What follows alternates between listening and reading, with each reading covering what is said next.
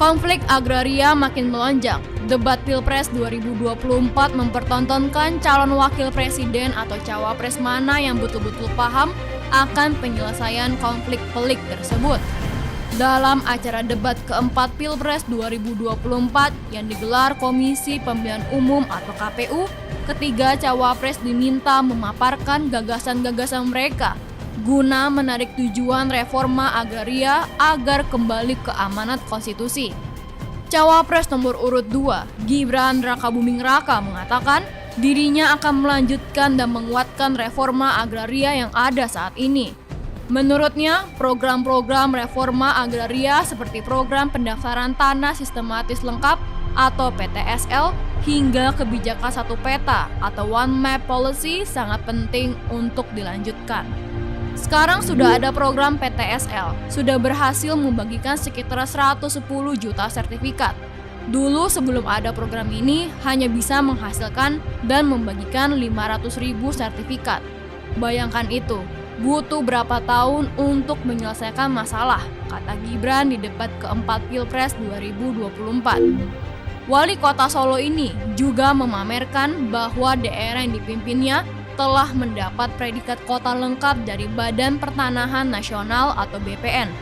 Garis-garis batas tanah-tanah wilayahnya sudah tercapture semua, sehingga nanti sekali lagi akan mengurangi konflik-konflik tanah, mafia tanah, karena semuanya sudah tercapture secara digital di database-nya BPN, imbuhnya. Namun cawapres nomor urut 1 Muhaimin Iskandar atau Caimin dan cawapres nomor urut 3 Mahfud MD punya pandangan berbeda. Menurut mereka, banyak ketimpangan penguasaan tanah terjadi di Indonesia. Mahfud menyebut di instansinya Kementerian Koordinator Politik Hukum dan Keamanan atau Kemenko Polhukam ada 10.000 kasus aduan mengenai masyarakat adat, sebanyak 2.587 diantaranya merupakan kasus tanah adat. Ia juga menceritakan pengalamannya dalam menangani kesemrawutan persoalan agraria. Kata dia, data terkait konflik terkait agraria selalu disembunyikan. Selain itu, penegakan aturannya tidak mudah, sekalipun aturannya ada. Kata Mahfud, aparat penegak hukum tak mau melaksanakan aturan. Selalu ada saja akal mereka. Mahfud pun setuju dengan pernyataan Caimin. Menurut keduanya, perlu dibuat lembaga khusus untuk reforma agraria.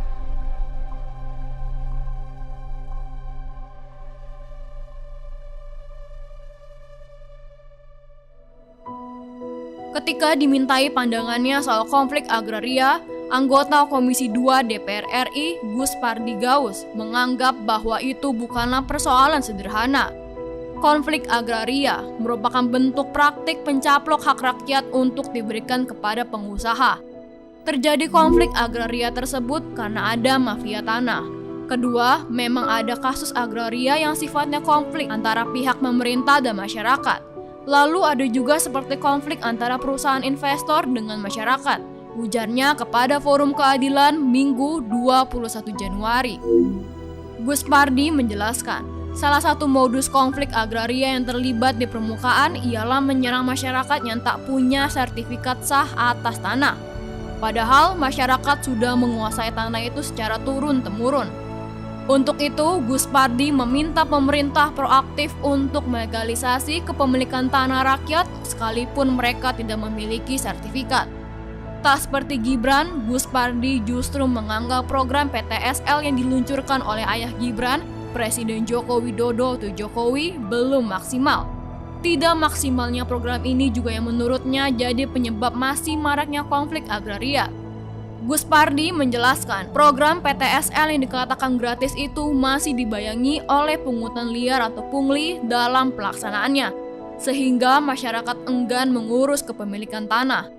Ini sebenarnya program pemerintah yang sifatnya gratis, harusnya tidak membedakan siapa yang memiliki tanah itu, apalagi yang mempunyai tanah itu rakyat kecil. Jadi jangan ada upaya untuk dilakukan pungli, karena sebetulnya gratis, jelasnya. Kepala Departemen Advokasi Kebijakan Konsorsium Pembaruan Agraria atau KPA, Roni Septian, juga mengungkapkan hal serupa. Menurutnya, konflik agraria merupakan bentuk perampasan tanah masyarakat yang dilakukan oleh badan usaha negara dan swasta yang difasilitasi oleh kebijakan dan diatur oleh pemodal. Merujuk catatan KPA, maraknya konflik agraria disebabkan oleh beberapa faktor, mulai dari pembangunan dan investasi yang pro ke pasar dan modal, monopoli ketimpangan penguasaan tanah yang akut, konflik tanah yang tidak pernah diselesaikan dengan tuntas, serta penggunaan kekerasan dan kriminalisasi.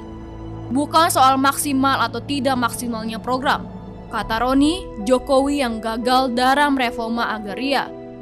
Berdasarkan laporan tahunan KPA, sedikitnya terdapat 241 konflik agraria sepanjang tahun 2023.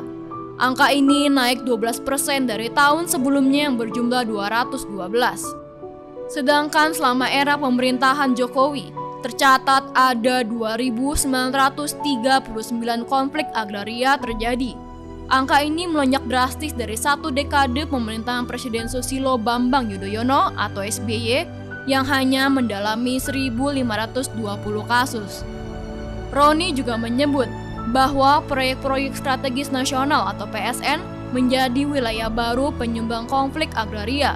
Sepanjang tahun 2021 hingga 2023, pihaknya mencatat ada 115 kejadian konflik agraria terkait PSN di berbagai wilayah. KPA mendata, selama 9 tahun Jokowi memimpin, ada total 3.503 korban kekerasan dan kriminalisasi di berbagai wilayah konflik agraria. Dari jumlah itu, sebanyak 2.442 menjadi korban kriminalisasi, 905 mengalami kekerasan dan penganiayaan, 84 orang tertembak, dan 72 orang tewas karena represivitas aparat negara. Jumlah ini berbanding terbalik dengan jumlah di tahun 2005 sampai 2014, di mana hanya tercatat sebanyak 1.354 korban kriminalisasi, 553 mengalami tindak penganiayaan, 110 orang tertembak, dan 70 orang tewas. Menurut Roni, peningkatan konflik agraria di pemerintahan Jokowi ini terjadi karena pendekatan kebijakan ekonomi yang digunakannya lebih condong ke pemodal. Peningkatan konflik agraria selama 2 periode pemerintahan Jokowi disebabkan oleh kebijakan ekonomi dan agraria yang dibuat untuk mendukung bisnis lapar tanah seperti sawit, batu bara, nikel, dan kayu, kata Roni kepada Forum Keadilan Sabtu 20 Januari. Roni berpandangan, kegagalan dalam reforma agraria terjadi karena Jokowi enggan membuat lembaga pelaksana agraria dan undang-undang reforma agraria. Akibatnya reforma agraria hanya sebatas menjadi sertifikasi tanah dengan kampanye yang berlebihan, bebernya. Manajer kampanye Hutan Wahana Lingkungan Hidup Indonesia atau WALHI, Uli Arta Siagian, juga sependapat. Kata dia, pemerintah saat ini melihat tanah dan sumber daya alam atau SDA hanya dari sisi ekonomi belaka. Begitu juga dalam pembangunan PSN. Pemerintah menurutnya mengesampingkan sisi sosial, religiusitas, dan budaya yang melekat sebagai identitas masyarakat, adat, ataupun lokal. Jadi tidak penting bagi mereka, tanah diobrol habis untuk korporasi. Bagi pemerintah tidak penting sisi religiusitas, sosial, ataupun identitas yang ada di atas tanah masyarakat, katanya saat dihubungi Forum Keadilan Sabtu 20 Januari. Seperti halnya Gus Pardi Gaus, Uli melihat bahwa paham domain veclaring masih melekat di Indonesia. Jadi ketika rakyat tidak bisa membuktikan hak kepemilikan legal terhadap suatu tanah, maka tanah tersebut menjadi milik negara. Kemudian ketika rakyat menolak dengan berbagai macam alasan, aparat keamanan dikerahkan untuk mengintimidasi dan mengkriminalisasi masyarakat. Pernyataan manajer WALHI ini seolah dibenarkan oleh Komisi Nasional Hak Asasi Manusia atau Komnas HAM. Komisioner Komnas HAM Sarulin Siagian membeberkan sejak 3 tahun terakhir, pihaknya mengantongi 1.675 aduan HAM terkait konflik agraria dan sumber daya alam atau SDA. Pengaduan itu banyak disebabkan oleh kebijakan yang mengedepankan aspek keamanan serta melibatkan aparat negara dan militer. Karena kebanyakan menggunakan pendekatan keamanan, 4 teratas, hak asasi yang paling banyak diduga dilanggar adalah hak atas kesejahteraan, hak memperoleh keadilan, hak atas rasa aman, dan hak untuk hidup sebanyak 86,7%, katanya kepada Forum Keadilan Sabtu 20 Januari. Sarulin memaparkan ada 4 klasifikasi aduan konflik, yaitu sektor lahan atau pertanahan, perkebunan, infrastruktur, dan PSN. Konflik agraria dari sektor lahan atau pertanahan paling tinggi. Ada 315 aduan di sektor tersebut atau 80,4% dari jumlah aduan. Dalam sektor ini, kebanyakan laporan ditunjukkan kepada korporasi sebagai pihak yang diberikan izin oleh pemerintah.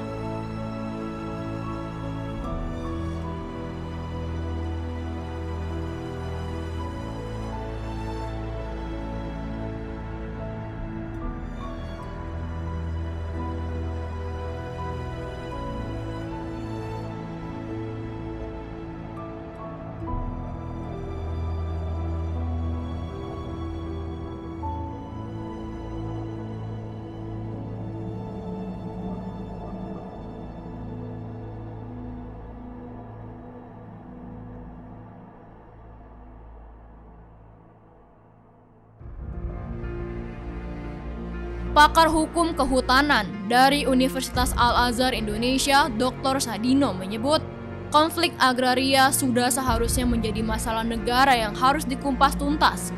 Tetapi, kalau pemerintah tidak transparan terhadap data penyelesaiannya, jangan harap konflik agraria akan selesai. Pemerintah tugasnya mengkoordinir semua ini, tapi selama ini tidak pernah transparan, jadi seakan menambah beban konflik agraria ini, katanya kepada Forum Keadilan Senin 22 Januari. Sadino tampak sependapat dengan apa yang diungkapkan oleh Caimin dan Mahfud dalam menyelesaikan konflik agraria. Seharusnya ada lembaga khusus yang mengatur secara jelas reforma agraria. Lembaga itu dimaksudkan untuk menyelesaikan konflik dan menjadi wasit antara pemerintah dan masyarakat. Menurut Sadino, pemerintah selama ini masih menggunakan pendekatan parsial untuk menyelesaikan konflik agraria, terpisah-pisah di setiap kementerian. Cara menyelesaikan ini masih parsial, istilahnya masing-masing kementerian. Harusnya ada satu lembaga khusus yang mampu menyelesaikan itu. Lembaga itu yang harusnya menjadi wasitnya, ujarnya. Lembaga yang dimaksud nantinya juga harus bertanggung jawab langsung kepada presiden dan diamati undang-undang. Sebab, kata Sadino, selama ini masih bertanggung jawab kepada kementerian, maka lembaga tersebut tidak akan ada taringnya.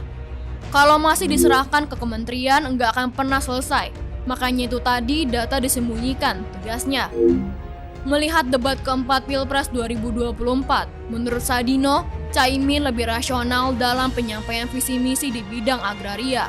Dari visi misi sebenarnya yang paling realistis adalah nomor 1. Kalau yang nomor 2 hanya melanjutkan, dan nomor 3 entah dia mau mengubah atau melanjutkan, saya tidak tahu, ungkapnya. Sementara pakar kebijakan publik Universitas Trisakti, Dr. Trubus Rahardiansyah, punya pemikiran berbeda. Menurutnya, konflik agraria hanya bisa diatasi jika para elit pemerintah ingin menyelesaikannya. Trubus berpandangan, data yang diungkap oleh KPA bak fenomena gunung es. Permainan dalam konflik agraria jauh lebih kompleks dari itu, karena berhadapan dengan para elit. Iya, pihak KPA juga pada akhirnya jadi penonton. Pihak KPA sendiri posisinya sulit ketika berhadapan dengan para elit, katanya kepada Forum Keadilan Senin 22 Januari. Untuk itu, Trubus menganggap kunci mengatasi konflik agraria sebenarnya adalah kemampuan dari para elit pemerintah baik di pusat ataupun daerah. Jadi karena tidak ada elitnya yang memang punya kemampuan untuk menyelesaikan, menurut saya memang sangat krusial. Dalam hal ini perlu keberanian untuk mengeksekusi dari elitnya sendiri, jelasnya. Ia memandang konflik tanah yang banyak terjadi di Indonesia disebabkan oleh 2 alasan. Pertama, kebijakan yang memang lahir dari kepentingan para elit yang memanfaatkan investor. Kedua, dari ketidakberdayaan masyarakat itu sendiri. Saat kebijakan dimainkan oleh para elit, maka masyarakat hanya menjadi korban, tuturnya. Trubus menegaskan, meski banyak lembaga hingga pendidikan khusus mengenai pertanahan, nyatanya mereka hanyalah lembaga mandul. Karena masalah tidak selesai, malah mereka cari keuntungan di situ kan, cibirnya. Trubus mengungkapkan, memang sebenarnya penyelesaian masalah agraria harus memperhatikan nilai lokal. Sebab tanah di Indonesia ada nilai budaya dan nilai sosialnya, jadi tidak hanya nilai ekonomi. Terkait debat Pilpres 2024, menurut Trubus, program Gibran lebih masuk akal dibandingkan dengan Mahfud MD dan Muhaimin Iskandar. Baginya, bagi-bagi sertifikat lebih diterima kehendak publik karena pembuatan sertifikat tanah di Indonesia sendiri sangatlah sulit. Apabila membuat badan khusus reforma agraria justru menurutnya akan menambah masalah. Pembentukan lembaga dengan berlapis-lapis, kata Trubus, tidak akan menyelesaikan masalah rakyat. Terlebih kepercayaan masyarakat terhadap lembaga saat ini sudah jatuh. Tadinya mau ada lembaga bank tanah, macam-macam lembaga yang diusulkan untuk penyelesaian konflik tanah. Tetapi itu malah semakin ruwet masalah tanah, katanya. Trubus menyarankan, untuk mengurangi konflik agraria, negara harus sadar dan memberikan kepastian hukum atas hak kepemilikan rakyatnya. Entah itu tanah ulayat atau tanah apapun, itu milik mereka. Terlebih lagi masyarakat yang sudah tinggal lama. Itu yang namanya negara merdeka, tutupnya.